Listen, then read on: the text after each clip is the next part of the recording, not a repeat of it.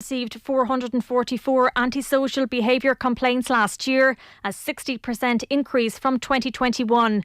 Many of the incidents are linked to drunk and disorderly behaviour, according to Freedom of Information figures released to Newstalk. John, who has been a railway worker for 21 years, told the Hard Shoulder here on Newstalk he has been out of work since he was attacked last week. It ended up that there just happened to be seating behind him, and he fell down onto the seating and he pulled me down on top of him. He just kept screaming and roaring and shouting to let him back on the train, and eventually he kicked at me knee, kicked the outside of my knee, the left knee, and I just collapsed from under me. The Housing Minister says he's disgusted by recent anti-immigration protests. It comes after a demonstration was held outside Finglas Garda Station in Dublin last night, where a large crowd gathered calling for the release of far-right activists. Minister Darragh O'Brien says anti-immigrant protests don't represent the majority of Irish people. People have a right to their view. There's a right to protest. There's no right to intimidate people. We should know through our history what it's like to be persecuted. It's 7:02. Newstalk weather. Thanks to Ryanair. Forget the flowers this Valentine's. Take her to Paris or Pisa instead with Ryanair's low fares. Mainly dry tomorrow with sunny spells, highest temperatures of 10 to 12 degrees. And now you're up to date on Newstalk. The Newsround on Off the Ball. With Gillette. Start your day in flow with the new Gillette Labs razor with exfoliating bar. This is Newstalk. All right, it is Thursday's Off the Ball. Nathan with you until 10 o'clock, and we've got a packed show coming your way. John Giles with us, looking back on the week's football and the insanity of the transfer market from 7:30. Then after 8 o'clock, Katie Taylor, it looks as though, is not going to get her homecoming fight at Croke Park. We'll hear from the GEA, who've been talking about it today, and we'll get some analysis as well from Gavin Casey as to what the possibilities are of maybe later in the year the fight happening, whether 3 Arena will happen on May 20th, and what it all means for big time boxing in Ireland. The first Six Nations show of the year was live earlier today. We'll bring you the best of that with Billy Holland and Grace Davitt as we build up to Wales against Ireland. No Tyke Furlong for Ireland. We're going to look at the Women's World Cup and the possibility of Saudi Arabia sponsoring the tournament. It sparked some outrage in Australia and New Zealand. That coming before 9 o'clock as well. And then on the football show, our Republic of Ireland defender Dara O'Shea's played every minute of every league game for West Brom as they rise up the championship table. Back from injury, he's going to join us on the football show to talk about that. And Mark Scanlon, the League of Ireland director, will talk to us about the developments in the League of Ireland on the football show as well. The President's Cup on Friday week, the league starting the week after that. So a lot to get to, I think it's fair to say. 53106 if you want to get in touch. At Off the Ball on Twitter. Richie McCormack, good evening. Nathan, how are you? I'm alright. Will O'Callaghan, how are you? Not too bad, Nathan. How you going on, Rich? Slick Willie, what's up? Sorry, what now? That's a new one. It's a very new one. One for your political nickname, yeah. Have you got like little nicknames for each other that we don't know about out in the office? No, I don't. Well, I haven't seen Richie in the office for about 4 years, so, you know. That's true. Wow. I miss you too, Will. Thanks, Rich. It's a beautiful, beautiful, friendly start to the show. This is a very busy Off the Ball. It's a very newsy day for a news round, isn't it? There's a lot of news. Like a decade. So much news. A decade of news happened in an afternoon today, it seems. Yeah. Katie Taylor then. So this, Richie McCormack, I do think he's working of an evening. Either that or he's minding the kids, or maybe watching something decent on Netflix. But no, he's listening live to the MMA Hour. Do you listen to the MMA Hour live every week? I pop my head in when there's somebody like Mr. Hearn on, because fair play to Ariel Helwani, like, he does have a graw for Katie Taylor's career, and he's had her on before, obviously, I think a couple of times at this stage, so there's usually a news line, if she's involved, will pop up out of it. Richie is a news hound. Last night, no difference. A proper news hound. He broke this story. He read this first.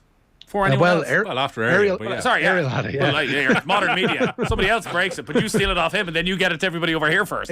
Exactly. I will, and I'll claim it as an exclusive as well. He's a news aggregator. Yeah, I'm a news aggregator, and the best news aggregator around. God damn it. Yeah. Spotted this one last night, and I didn't expect Eddie's quotes to go as widespread as they did, but he was talking about how prohibitive the cost to hire Croke Park is. He, again, which is something I think he hinted at before Christmas, that it would be 3 times the amount to rent Croke Park than it would be to rent Wembley Stadium for this. But he also pretty strongly hinted that Katie's debut on Irish soil, at least as a professional, is going to be in the Three Arena on May 20th, which is the same night, of course, as the Heineken Champions Cup final, which is across the Liffey, not that far even, crossing the Aviva Stadium. So, yeah, a big night news-wise. And since then, obviously, SH1T has hit the fan, and the GEA obviously had a conference themselves today, which is completely coincidental. Genuinely completely coincidental, but thankfully we got to put those questions to the likes of Peter McKenna today. It hit Liveline. I was driving to work. Oh, this is the ultimate litmus test of the Irish mood. It was all over Liveline.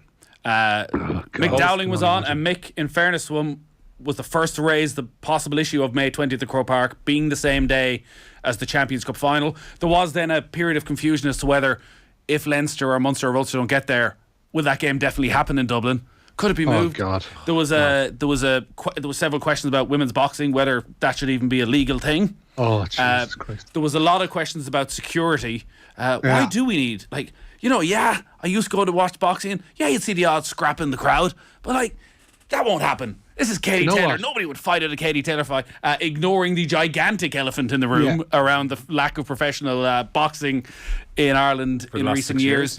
And general confusion from everybody as to why this wouldn't happen. And a lot of questions as well, which I had of Katie Taylor and Croke Park, because this does raise any amount of different questions in terms of, look, Dublin is an incredibly expensive place in every part of life.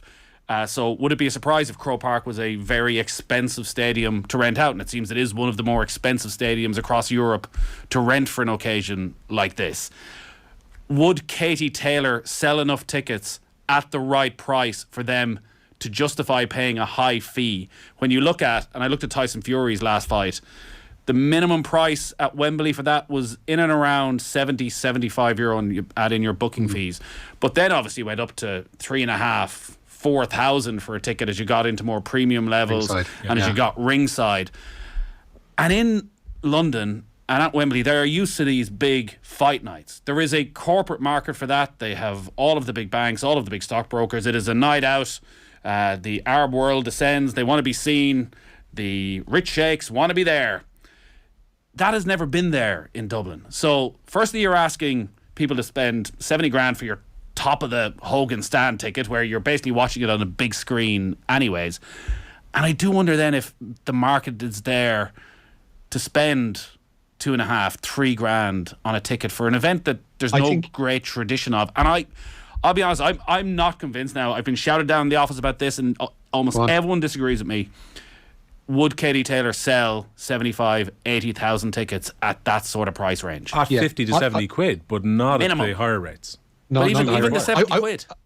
Nathan, I'd agree with you. I'd agree with you fully on the potential for it not being a sellout, because there is no culture of going to see that level of cards of boxing in this country. There just isn't. We've had our moments with Bernard Dunn, we've had our moments in the RDS with Barry McGuigan, but there just generally isn't that same culture that there would be in a New York, in a London, in a Las Vegas. There isn't the infrastructure to make that happen. On a one-off basis, there is a chance that with all this furore, it could actually happen, but it's not sustainable and won't happen in the future. You mentioned the elephant in the room, and I don't think that should be undersold whatsoever. Katie Taylor had the misfortune of turning pro, or having her first pro fight, 9 months after the Regency shooting. The Regency shooting changed everything in terms of professional boxing in this country, and the inability and the cost prohibitive nature of staging cards in this country. In an ordinary world, she would have had 1 in every 5 fights in this country, and we wouldn't be in a situation where, not for the Regency, for the need to have this totem pole moment, for her need to have this focal point of her career being her crowning achievement at Croke Park. She would have done Croke Park 3-4 years ago in a normal world. But because of the Regency and because of the security costs involved in staging top level boxing, and because of the people that went into that particular incident, boxing is where it is in this country, and she is, and that fight is, and a Croke Park card is an unfortunate collateral damage to everything that went on in that hotel that afternoon. And that should not be undersold, because it has ruined, from a boxing perspective, so much in this country. And Katie Taylor's professional career, and having Katie Taylor fight in Ireland, and I'm sorry for waffling on, has suffered immeasurably because of that afternoon. If Katie Taylor could sell 80,000 tickets, would Eddie Hearn really move it to a far smaller venue? He has us all talking about it now, says Franken Swords. There's so many little parts to this. So it's not simply a case of why does it have to be May 20th. So Matchroom build their weekends for many months out for big shows around the world. So it's not just a case of why not have it on May 27th. Also, May 20th is a TV slot, which Eddie Hearn said last night. So May 20th is the day of the Champions Cup final. That, I would imagine, rules it out straight away, because the Champions Cup final is 5 o'clock kickoff. This is probably going to be an 8 o'clock event. Policing, transport. I looked earlier on, the cheapest hotel, which may be the case for every Saturday night in Dublin, was 400 quid minimum for like a regular hotel. I won't even name it, not one of the really fancy ones. 400 quid on that Saturday night level. Also, I would imagine they wouldn't want to have it on that night, because again, the corporate market, which will be huge for this, they'll be at the Aviva watching that Champions Cup final regardless of who is there. So the Three Arena is a far more manageable size. It'll be very interesting to see what the pricing structure around that is. So will there be an opportunity for your average fan to get in for 50, 60 quid, or do they feel the demand will be such at a smaller venue that the entry price will be absolutely astronomical? Well, Madison Square Garden always charges a premium. It's a small venue, and because of the limited nature of the tickets, Madison Square Garden is always more expensive. Your texter makes a very good point, which is Eddie Hearn mentioned last night that he wants this to be a very good pot for both Amanda Serrano and for Katie Taylor, because both are coming towards the end of their career. So if they're spilling a few million between them, you have to sell very expensive tickets at a 9,000 capacity in order to fill that with enough interesting boxers on the undercard, and also to have a decent pot for both the fighters. Because straight away you're bringing down the scale of the event by having only 9,000 people there. It can't be cheap. I think you make a good point, Richie, that there isn't that culture there that is built up around what a Katie Taylor show is like. So Harry Styles didn't just rock up at Slane Castle. He's gone to the Aviva. He's gone to smaller venues. Everyone knows you go see Harry Styles, you're going to be entertained. Nobody's quite sure, aside from what you see on TV, and I'm sure the subscription numbers aren't insane in Ireland for a lot of these fights on DAZN, what you're going to get. So maybe this is actually the best thing. Maybe it's another absolute classic at the Three Arena, and everyone's going, we want to see this again. Bring it on as quickly as possible. And in September, Croke Park is free. The stadium costs are maybe a bit more in line what they expect. Does that not rely on Serrano winning the second fight then? How often do you have a trilogy fight when someone's won 2 in a row? Or classic. Ask Tyson Fury and Chisora. Yeah, fair enough. Lads, there'll be loads of fight fans coming over from the UK. No. There'd be some. I mean, this is a point that was very fairly raised as well, Nathan, last night, which was there's government funding, because clearly Eddie Hearn, going back to last November, remember when Jack Chambers first spoke about the fact that the government were being asked to part fund the fight taking place at Croke Park. So obviously he's clearly been looking for the state to foot some of this bill for quite some time. He also mentioned last evening about the fact, and a lot of people picked up on this, that the government have supported other events which are brought to our sin. The College Football Classic is the first thing, which is backed by, Fáilte Ireland and also the government directly with funding. So therefore, if they feel that strongly about Katie Taylor and this being a one-off event which would bring in Americans or bring in British tourists to go and watch it in Croke Park, well then maybe the government should support it. Well, I agree on that, because again, look at Euro 2028. You have to bend over backwards for UEFA to grant them every access that they want while they're in the country. And I feel with Euro 2028, it shouldn't be the Minister for Sport they're dealing with. It should be the Minister for Tourism they're dealing with. That's what this is about. Like, there should be no money coming out of a sports pot to pay for an event that Eddie Hearn makes bucket loads of money from.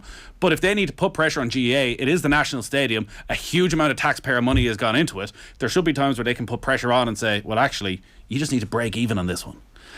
We should hear from Peter McKenna and hear what he has to say. So Shane Hannon was down, and he said this was a pre-arranged press conference already today. So here's what Peter McKenna said to Shane Hannon about the fact that Croke Park costs 3 times to rent as much as Wembley. Well, we do all of our communication in writing, so we would have met with Matchroom and the other Irish representative, which is Brian Peters. We'd have gone backwards and forwards, we would have sent them materials. So that is not the case. But again, someone gets a microphone put under their chin, or sometimes not everything maybe just like comes out as you want it.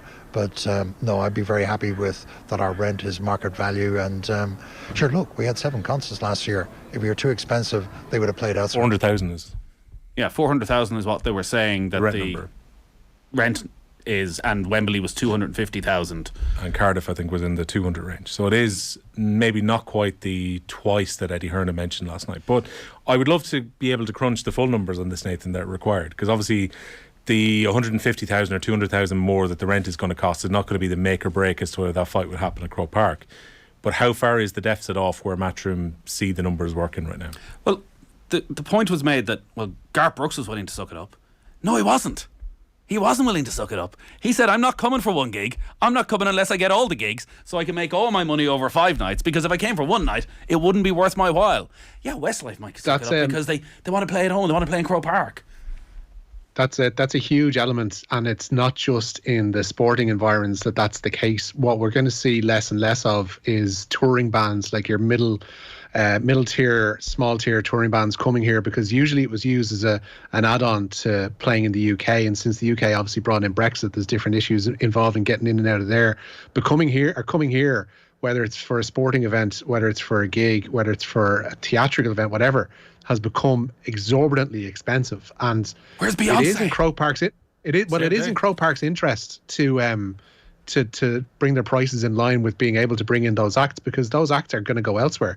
And you will see somebody like, Katie Taylor's fight isn't going to happen there because of costs. Like the Beyonce tour isn't going to come here because of those costs, where they can go somewhere else in the UK and have a cheaper fee, have a higher ticket rate and make more money.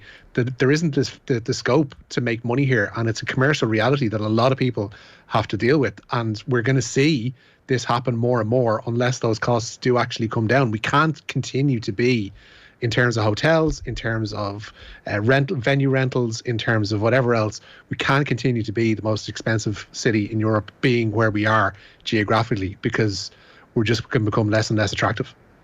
I think that ship may well have already sailed.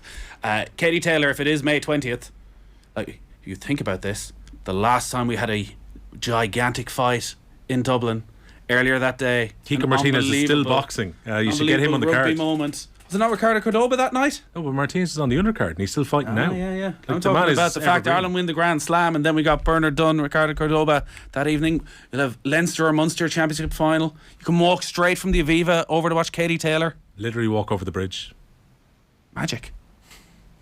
All right, so that's that part of. Do you believe for a moment, either of you, if it'll actually take place in the 3 Arena? I don't. I don't think it will take place in Croke Park that night. No. Or is it? It's definitely not taking place in Croke Park that night. You don't think it'll take place 3 Arena either? I think that's happening. I think that's it depends on what happens with Serrano and Cruz, Erica Cruz on Saturday night. But Katie's at that fight on Saturday, and she's not at that fight on Saturday unless there's to be a moment in the ring afterwards saying, "Oh, by the way, come see this match in 3 Arena on May 20th." That's just a reality. The thing's happening.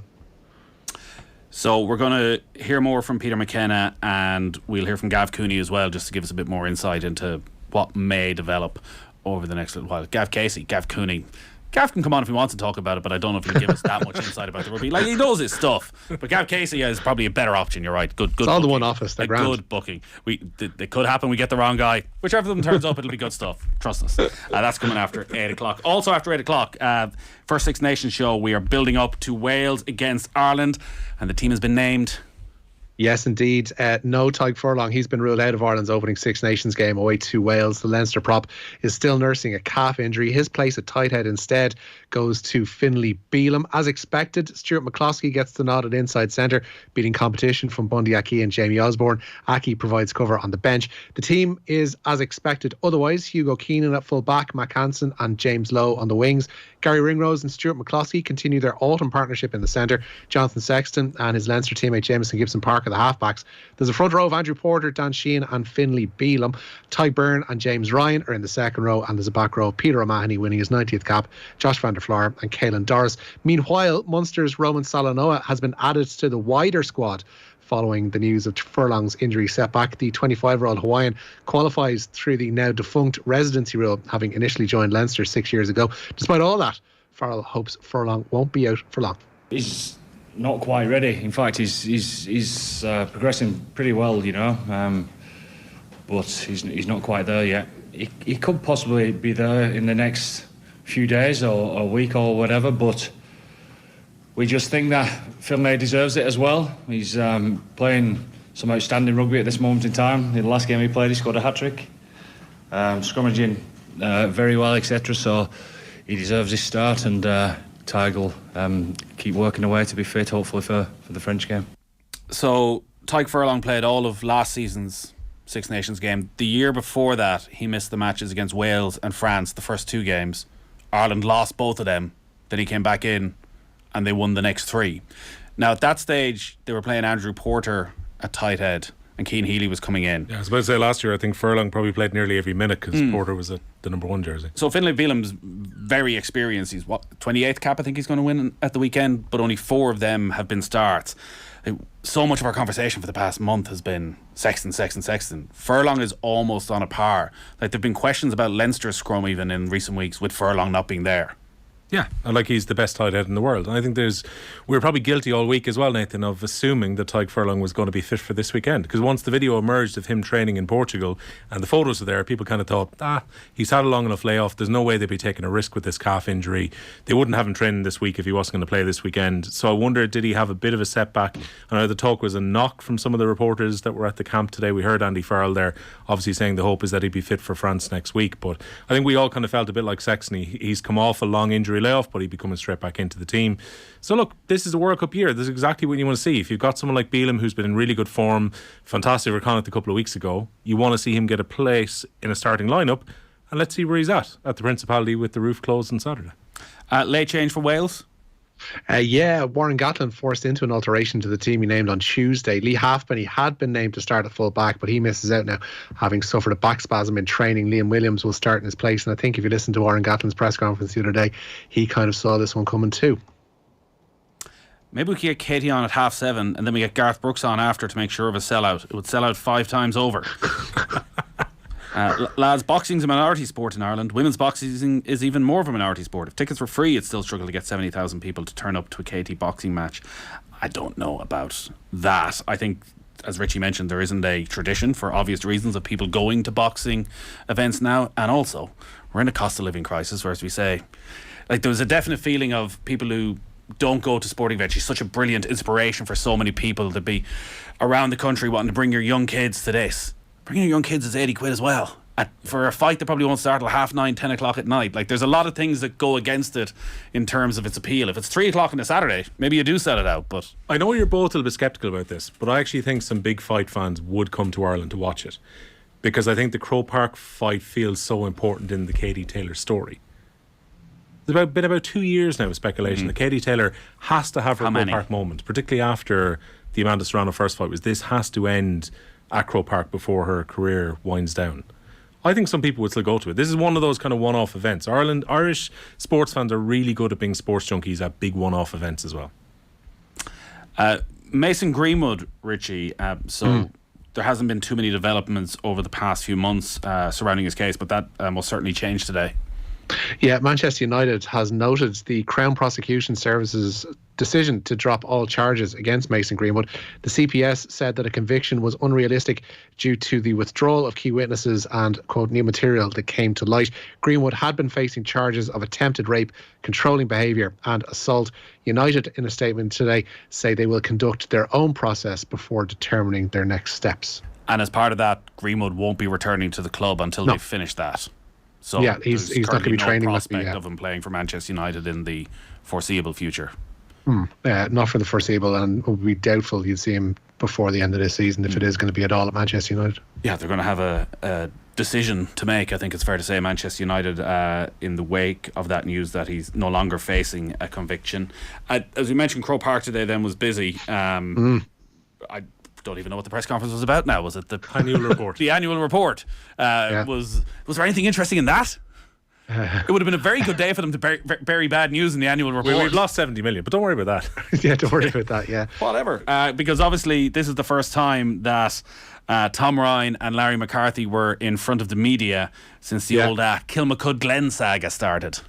Yeah, Larry, it seems, didn't want to answer questions on this one, but the GAA Director General, Tom Ryan, says the worst thing the association could have done is to intervene in the Kilmacud-Glen saga. Earlier this week, the CCCC ordered a replay of the All-Ireland Club football final, as Crokes had 16 active players on the field for the final play of the game. But Ryan says the GAA were right to leave the subsequent process in the hands of the disciplinary channels. The worst thing that we could possibly do, and I've seen this mentioned in dispatches, this idea that, again, this term, the GAA, whatever, they should step in, and there should be, there's some kind of a deficit there, and the GAA should step in and intervene and direct something in it.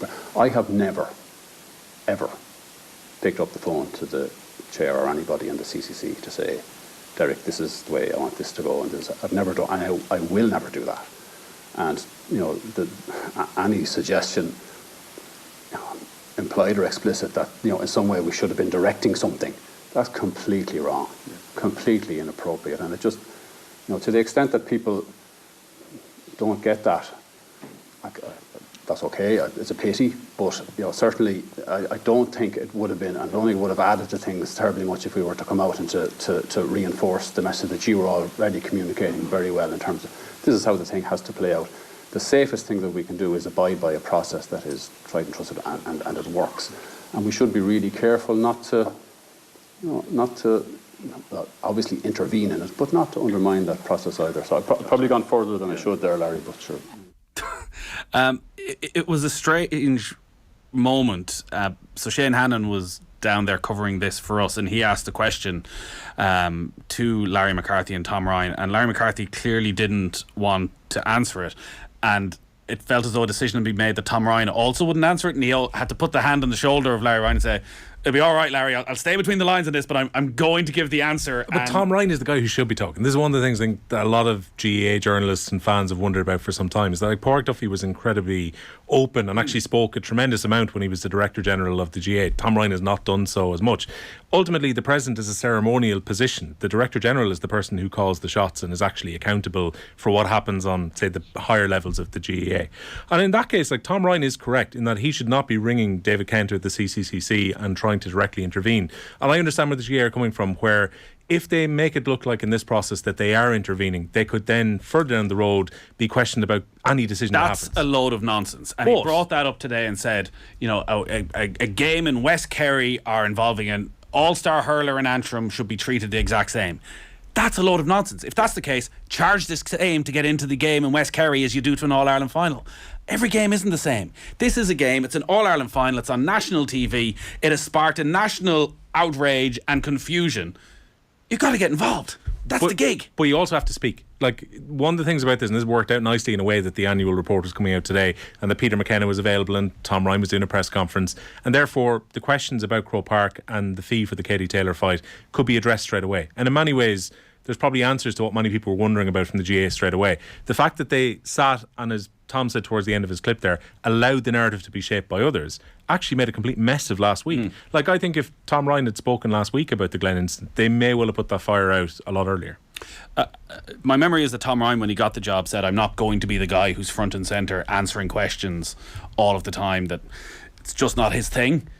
It kind of has to be, though. As you say, there's this vacuum around everything. And he speaks very well. Anytime you listen to him speak, he speaks very well. And, Peter McKenna is obviously very comfortable getting out in front of things as well. But I think if Tom Ryan had come out and said that at the start, at least it adds a little bit of clarity. But he can also, and maybe he was, underneath, be working through things so that he can go to the CCC and say, well, I've actually spoken to some people and there's a compromise that can be come to here. Well, it was 48 to 72 hours last week where, because the GAA had decided not to comment upon it, there was this feeling that Glen would have to put an appeal in, and then next thing the public mood seemed to change towards, right, Glen definitely have to do that. And then it was a certain amount simply towards Glen's position. And then it was Kilmacud Croke shouldn't be waiting the 3 days to make a decision on their appeal. While the clubs were just doing everything by the letter of the law. Well, if the GAA had spoken out first and said, right, there's a process here, it may take 6 to 7 days, it would have taken some of the fuel out of it for at least that initial period when I'm sure tensions were high in both clubs. The Newsround's brought to you with Gillette Labs for an effortless finish to your day. And the Newsround is done.